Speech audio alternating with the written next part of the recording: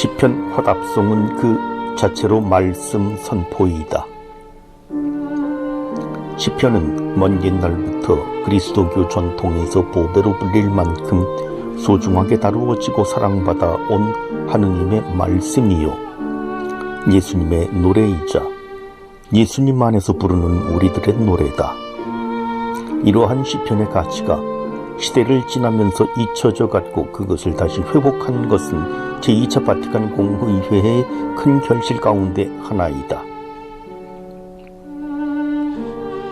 그러나 오늘날 우리 한국 천주교회의 본당 전례에서 시편 화답송의 가치를 올바로 인식하지 못하고 다른 노래들과 혼동하는 경향이 있다. 예를 들면 미사 시간이 다소 길어진다 하여 입당성가의 구절수를 줄이듯이 시편 화답송의 구절수를 줄이거나 다른 성가로 대체하려는 경향이 그것이다.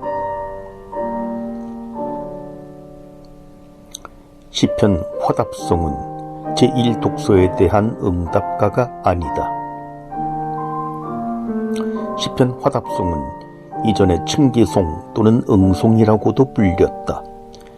시간전례 성무일도에서 성경 소구를 낭독한 다음 응송이라는 응답가를 노래하는데 이 용어와 혼동하여 시편 화답송도 제1독소에 대한 응답가로 인식하는 경우가 있지만 실은 그렇지 않다.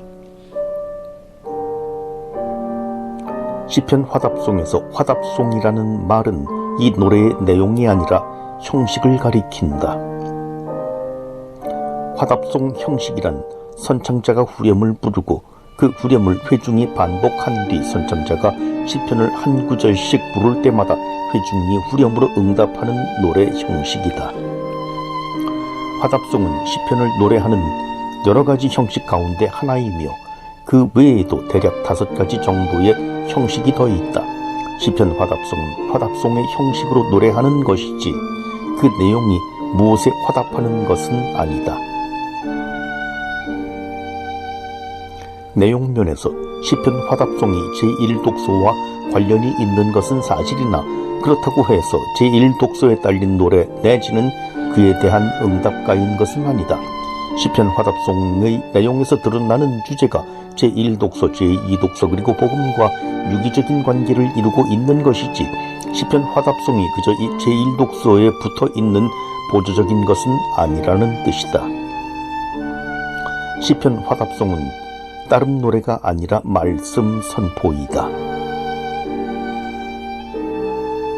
미사 중에 부르는 입당송, 봉헌송, 영송, 제송도 등도 화답송 형식으로 시편을 노래하는 것이긴 하지만 이 노래들은 특정한 전례 행위에 동반하는 따름 노래이다.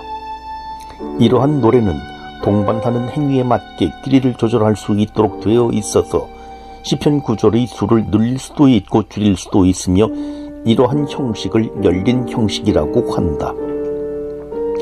열린 형식의 경우에는 노래를 마치는 시점을 알려줄 필요성이 있는데 제일 마지막에 선창자가 영광송을 노래함으로써 이를 알려주고 영광송을 듣고 나면 후렴을 부른 뒤 노래를 마치는 것이다. 그러나 시편 화답송의 경우는 노래의 마침을 알려주는 영광송이 없다. 왜냐하면 이것은 어떤 전례 동작에 동반하는 다른 노래가 아니어서 길이를 조절하고 마침을 알려줄 필요가 없어 열린 형식일 이유가 없기 때문이다. 시편 화답송은 무엇에 동반하는 성가가 아니라 회중이 선창자 성가대와 함께 성경 말씀 시편을 선포하는 것으로서 그 자체로 하나의 말씀 선포이다. 다른 노래가 아니라 말씀 선포이므로 선포되는 내용을 온전하고도 충실히 전달하는 것이 중요하고 따라서 열린 형식이 아니라 길이를 조절할 수 없는 닫힌 형식으로 되어 있다.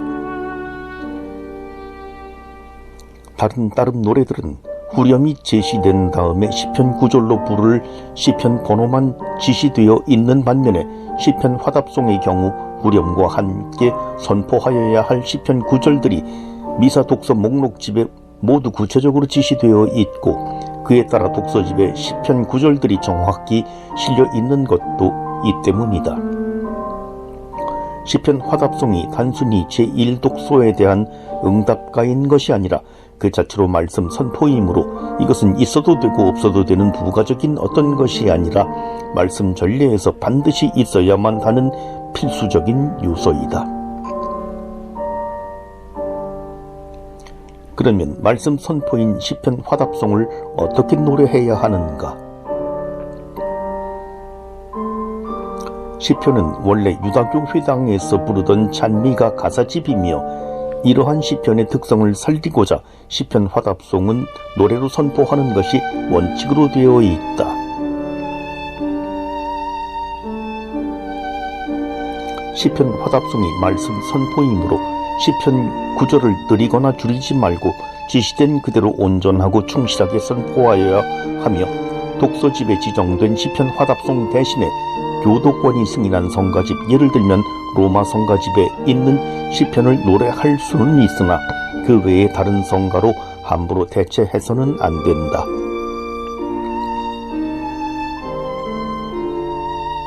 말씀 선포의 고유한 장소가 독서대이므로 시편 담당자는 독서대에서 시편 구절을 선포하는 것이 원칙이다. 선포되는 말씀은 신자들의 귀에 뚜렷하게 전달되어야 하므로 시편 구절은 주로 독창으로 노래하며 혹시 성가대가 노래할 경우는 본문을 온전히 전달하는 데 상당한 기술과 특별한 주의가 요구된다.